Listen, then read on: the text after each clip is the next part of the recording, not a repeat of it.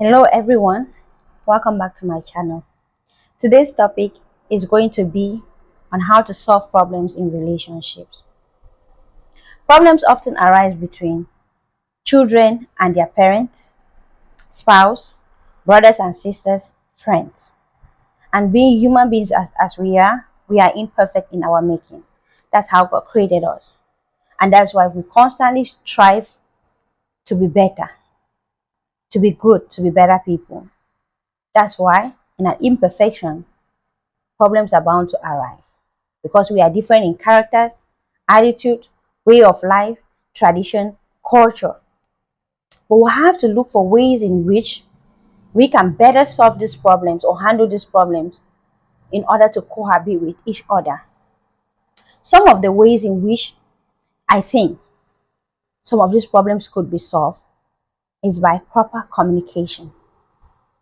Proper communication. What do I mean by that? When you have an issue with somebody, don't just talk to the person. Make sure the person is listening. How can this be done? Sometimes we speak in a loud tone, which is a trigger for some people to fight back, talking to you in a louder tone. The words in which we use to tell this person whatever we are telling them might not be the best words. The place in which you tell the person whatever this problem is about might not be the best place to tell them this problem. So, the person might not be listening to you. You might be talking, but not communicating to the person because they are automatically shut down on how you are telling the problem. So, let's start communicating. Communicate with each other. And when we are communicating, let the other person try to listen. Listen to what the person's complaints are and figure out how you can better solve them or manage them. Everybody has a complaint regarding a problem, something they were dissatisfied about. So when they are communicating or they are trying to talk to you or explain or bring their problems to you, try your best to give a listening ear, not a passive ear. Some of us are good at dismissing people's feelings, dismissing people's worries, dismissing people's requests for a talk or a dialogue. No matter how hard this problem is or difficult the problem is, you might see that just listening to the person will make you understand where they are coming from or why they did what they did and how you guys can better resolve it. So start listening. Also be consistent.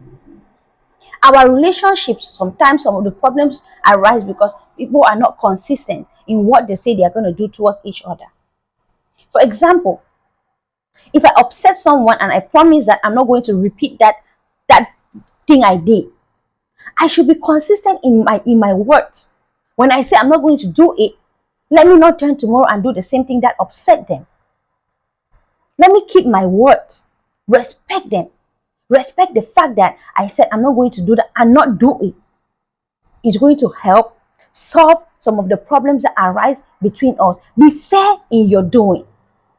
Don't treat someone less of who they are or less of a human being. Be fair. Do something to someone that if they do it to you, you're going to be comfortable with it. Do something to someone that they can do it back to you and you're going to be happy with it. Be fair in your doing. We are all human beings. We have feelings. Feelings that can be hurt. So when you're doing something to someone, know that that person can be hurting or your words can cause someone to hurt. So be fair in your doing. If you want to resolve a problem constructively. Don't go resolving a problem that you have to somebody playing the blame game. Don't do the blame game. If you want to solve a problem, if somebody brought a problem to you and you want to solve it, accept your own part of the responsibility that caused this problem. Be responsible for your own part and let the person be responsible for them. Don't keep saying, but you are the one that did this, but you are the one that caused this. No. To an extent, you have a part to play when it comes to that problem. There is a role you play when it came to that problem. So accept responsibilities for your actions regarding that problem. Take accountability for your own for what you did to that problem and work towards resolving it. Work towards your issues. We all have issues. Everybody has to start taking account. Agree to disagree. There are certain problems that don't need exchange of harsh words when it comes to each other. The situation might be hot. One person can cool down. Accept certain things certain times because you want the situation to cool down and you handle it later. Fire cannot quench fire. Fire cannot turn off fire. If you are hot and other person is hot, it keeps on getting hot. They say no two wrongs can make a right.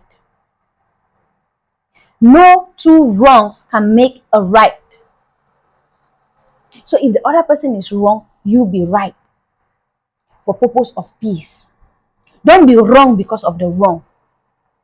If somebody wrong you, if somebody do something wrong, rather than using words that you will not be able to take back, you better not say anything. You better stay quiet. To an extent, consider counseling. If you know, if after trying to communicate to this person, after trying to listen to this person, after being consistent in your doing, being fair, resolving problems constructively, and agreeing to disagree, this person cannot agree with you or cannot listen to you, then you can think of going for counseling. Go to someone you look up to. It could be your parents. It could be a mentor. It could be someone who can talk and you guys listen. There, seek counseling. Another reason why problems arise among us is that people don't respect each other. Even if it's a small child, that child deserves to be respected. We have to start culturing the act of respecting each other. Your feelings, your values, your boundaries. Respect each other's feelings, boundaries. Whatever they hold, respect it.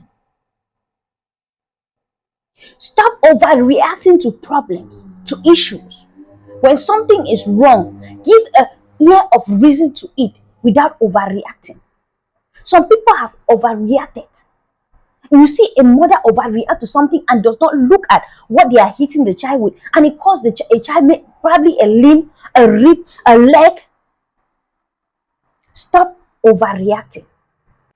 We have to stop overreacting when something goes wrong. When you're quick to anger, you might do something that you will regret. For example, a parent can be angry with the child, and probably you want to give the child a slap or hit the child. You don't look at what you're doing, you don't reason it. And you just pick anything and hit your child with. It might cost that child an eye, an arm, a leg, a rib, something. Let's try to give a second thought, even in our anger, even in us being upset. Think about it for a second before you react, because your temper can cost you a lot. Your temper can make you do something you will never come back from. So please, don't go digging in the past. Let's try to let the past be in the past. If somebody, a friend, a child, a spouse did something, probably they apologize for it. When you guys have a problem, handle that problem and let it be, let it die. Don't go saying, that's how the other day you did this. That's no. No.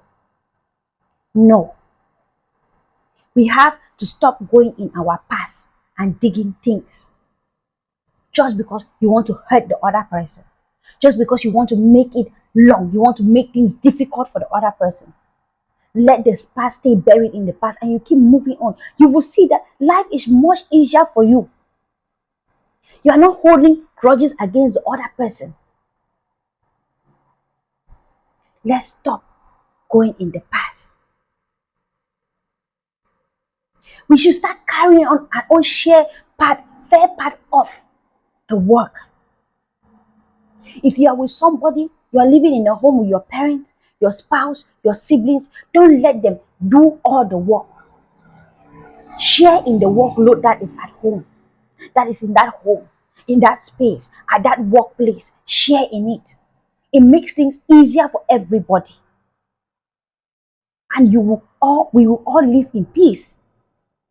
Because nobody is grumbling, nobody is feeling exploited, nobody is feeling taken advantage of. And that's life will go on smoothly. If we don't implement some of these things, you will see that some people will keep on being bitter towards others. For what? For minor things. For things that, if handled with caution, will not be a problem. If handled with care, will not be a problem.